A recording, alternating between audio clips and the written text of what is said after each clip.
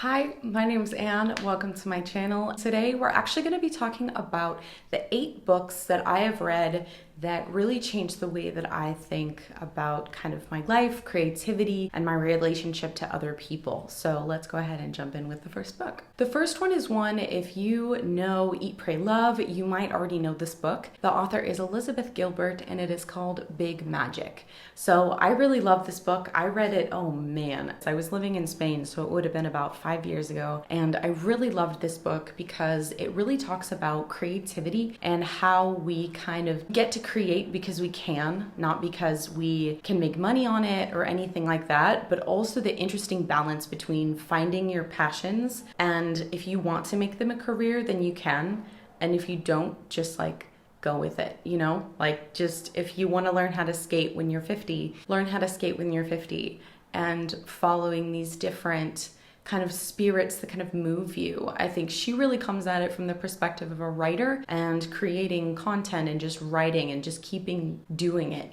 just keep going and you'll kind of learn a skill. You don't have to do it. All of a sudden, you're not going to be born perfect at something, but you have to choose to want to do it. It really was such an eye-opener to me because it really talks about just be yourself, go with those passions, follow the magic, the big magic of creativity. And I just loved the push that it gave me to start to create stuff and not worry about if it's perfect or not. It's just the idea of just practice and keep going. Follow your intuition and follow when inspiration comes to you, jump on it, go for it. The next book is called Come As You Are by Emily Nagoski. I read this book maybe within the last year or so. It was such a phenomenal book. Actually, my therapist suggested it. I'd never really heard of her before, but when I read her stuff, she talks about our relationship, especially as women, to our bodies, and even just kind of anyone and our connection to pleasure in your body and coming as you are, right? It's the relationship to our anatomy, specifically female anatomy, and how it works. So she comes from the side of education of, how does it work, the way that functions, but it also talks about how our connection to our bodies can be different and the way that different people react to different dynamics when it comes to intimacy. And it's such a phenomenal book because it really changed the way that I looked at intimacy and connection to my body, my own body, but also to my partner and the way that I kind of communicate and how everyone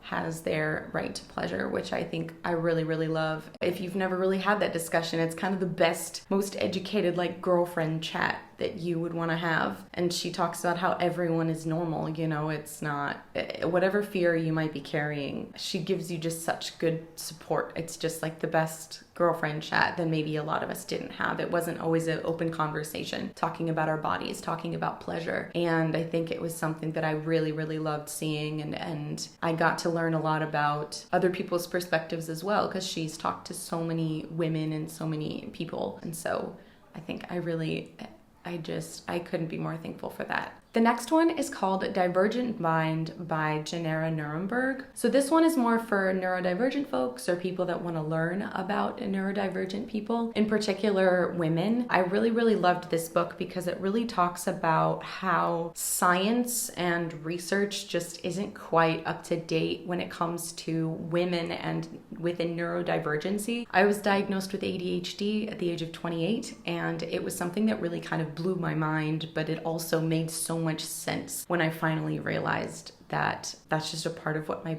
brain is, If you want any tips or things like that, I have an ADHD video for my favorite toys and fidgets, but that's a side note. But I really love this book because it comes through with the science, really. It talks about the relationship to different conditions within neurodivergency. This can include ADHD, but also they talk about anxiety. There's many different things within neurodivergency and neurodivergent minds that really just having a better understanding of the science, the way that it works, and the fact that so many women in particular don't get the support that they need because of the lack of research. And so if you want to be a little bit nerdy and if you want to kind of learn about kind of the makings of that, I really loved this book. It really also validated me in that diagnosis, and it gave lots of really incredible examples and situations that just oh, I felt so heard, I felt so seen, and it was something that I thought I just suffered with certain things. And so I love that book. If you are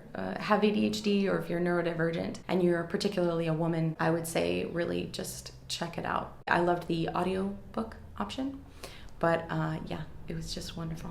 The next one that I had a lot of fun listening to, I did this also on Audible, was a book called Joyful by Ingrid Fettel-Lee. I really loved this book because basically it just talks about joy and how we see joy in colors and patterns, and it was phenomenal because she talks so much about play and how much about like how our brains react to color, to shapes, to joy, and to the simplicities, and how actually within interior design, within visual art, really we can actually change the way that people feel, and we can bring back fun and bring back joy. And it was a very interesting phase in my life, I think, when I was trying to figure out like, okay, this is what I should be doing and this is what a room should look like. And I just loved the freedom that she provides, one, through international perspectives, through many different cultures, through the way that different perspectives, different places, different countries look at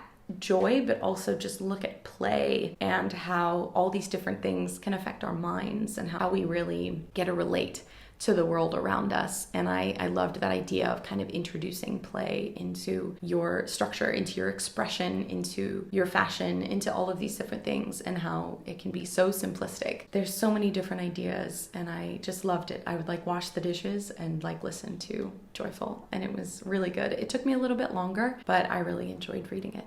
The next book is one that a lot of people might already know about. It's called The 5 Love Languages by Gary Chapman. I read this book probably 4 years ago, and I was really, really glad that I read it because it is one of the best, oh gracious, it completely changed the way that I interact with people around me, of my loved ones in particular, and making sure that they feel loved the way that they need to. Basically, we're talking about 5 different love languages, and they are physical touch, words of affirmation, gifts, quality time, and acts of service. These 5 are different, very different ways that people choose to express love and also the way that they receive love. And it's one of the things that actually really, really helped a lot when it comes to making kind of the way that I understood affection. I think a lot of the time when you either have a partner or a friend or a parent or a kid, and the way that they are showing you love can actually, maybe you don't feel loved the way that they think that they're showing you love. Like maybe your partner loves washing the dishes and doing the laundry and doing all these other things, and in their mind that act of service is showing you that they love you. But maybe you are actually a words of affirmation person and you need to hear that you are loved, that you are beautiful, and these things. And it's different for everyone, and everyone can have kind of mix and match of different things. But it's one of my favorite things that I was able to read, and it shifted the way that I interact with my parents, with my sister, with my partner, with myself, and really making sure that I felt seen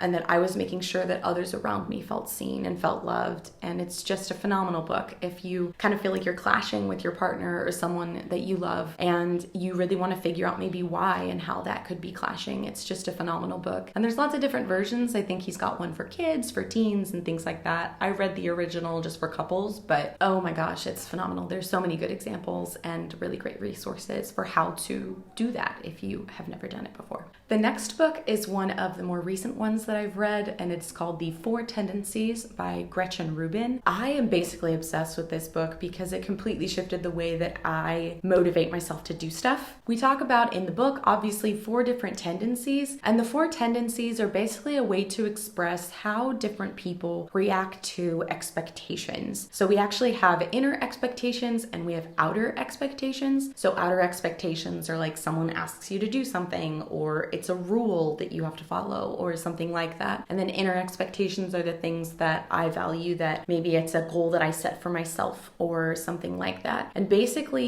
each person, each kind of tendency has a different relationship to inner and outer expectations. I'm an obliger, which, if you know, is something related to I follow more outer expectations than I do inner expectations, which sometimes is hard for me because I end up needing to, I don't really uphold things that sometimes I want myself to do. But if someone else asks me to do it, I'm on it because I get so nervous to not do it. And I wonder if that's about my neurodivergency, but also I think that's just innately, I'm really good about having outer expectations. Reading this book really was a phenomenal way for me to understand kind of the way that my brain works. And it also provides a lot of really helpful tips and tricks on how to really take advantage of that tendency that you have. It's not about changing. It's not about saying one is better or worse, but really when you're looking at something like upholders, obligers, questioners, and rebels, all four of these end up with these different ratios. And different people will be motivated by different things. And so the way that you present information to a loved one or to an employee or convincing a patient, right? She addresses all these different relationships and how we can use these four tendencies to communicate with others in the most effective way and to make sure that everyone is able to meet the expectations that they want to meet and the way that they find the most helpful for them. So I'm obsessed with that book. I was listening to it on the airplane on the way back to Brazil. And I literally, my whole face, thank God I was wearing a mask because every 5 seconds I was or things like that. It was really, really good. And I was really happy. It taught me so much about myself and so much about my partner. And it's just such a phenomenal way that I get to communicate with him now. And love it. So good. The next one may be a classic, but it is The Life-Changing Magic of Tidying Up by Marie Kondo. This book is just a wonderful book. I read it back in 2017 or something. And I know that there's a big spike. There's a Netflix series. If you don't want to read the book, there is the Netflix show that she does. But I love the relationship that she really brings up around things and how we really just have the choice to have things in our lives that make us happy. So obviously we have things like bills that we have to keep and emergency flashlights and stuff. But really, when we think about clothes, when we think about photos, when we think about data, when we think about our home and everything that we bring into our space, it's about being intentional about what brings you joy, what makes you happy, and really the way that you can kind of size down or size up. It really just depends on what comes down to you. But I love the way that she talks about tidying up. It's not about getting rid of everything. It's not about having nothing. It's about really looking at what you have in your space and finding what makes you happy and kind of being intentional about that. And I really loved it because it has enabled me to, as I move, because I move a lot unintentionally, it's just kind of how my life has gone. I've had to basically downsize as I've traveled because I can't take all of it with me, or I've moved countries 3 times, and so it's a mess. And so I'm kind of forced to, in a way, downsize and really pick the things that I actually really, really want. And even if there's some things that I want but I don't really need, I kind of have to get rid of it when I move. But I loved the way that this book really talks through different categories, how to process your home in an efficient way or your space, and kind of just keeping that at the center of what feels good to you, what lines up for you. And it just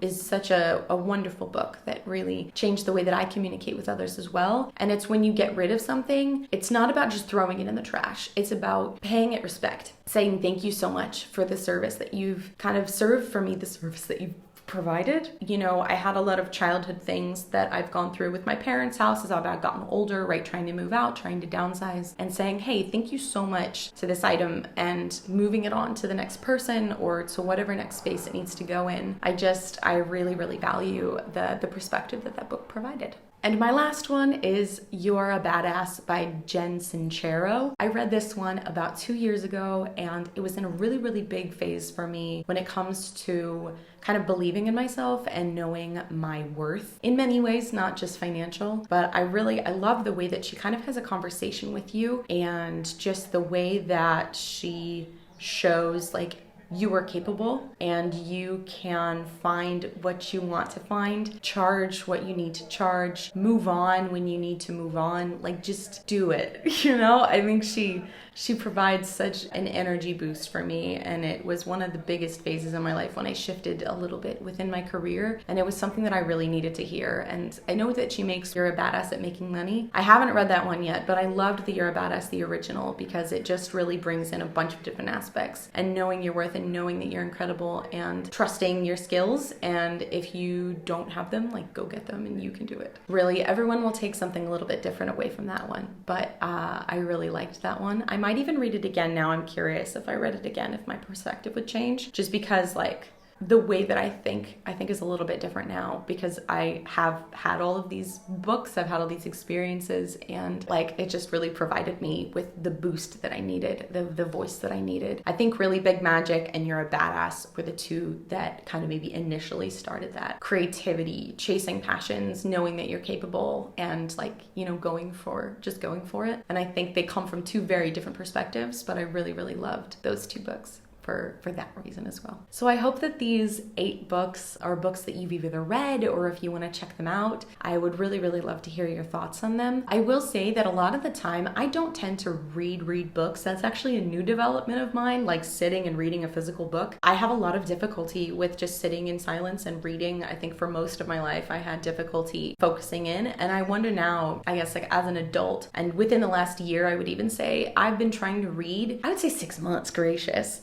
I've been trying to actually like read books and just enjoy them for enjoying reading. I think these first books, these 8 books, were books that really changed the way that I perceived myself and the way that I interacted with others. And I think I listened to like all of them on Audible. I really haven't read the physical books. I now have a Kindle, but like I'm telling you right now, if you're a neurodivergent person, if you have difficulty reading and like focusing on something, I love audiobooks because I can do my dishes, I can fold my laundry, I can tidy my house, I can do other things. I even just sit and like color. If you just do something with your hands and you just have your ears available to just absorb the information, it was one of the things that really shifted the way that I interact with books, because for a long time I didn't think that I could or I was able to or whatever. And now it turns out, you know, my ADHD had a bit of a part of that, but I think also it was just, I wasn't inspired by the books that I was reading. And so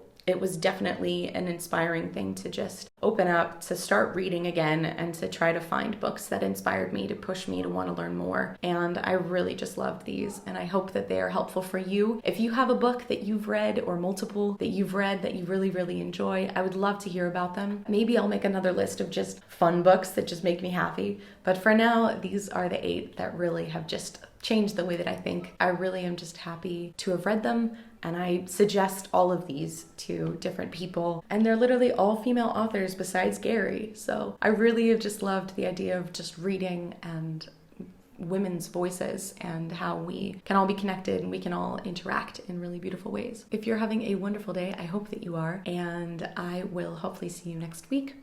If you like this video, please do give it a like or put comments down below of books that you really enjoy, and I hope to see you very soon.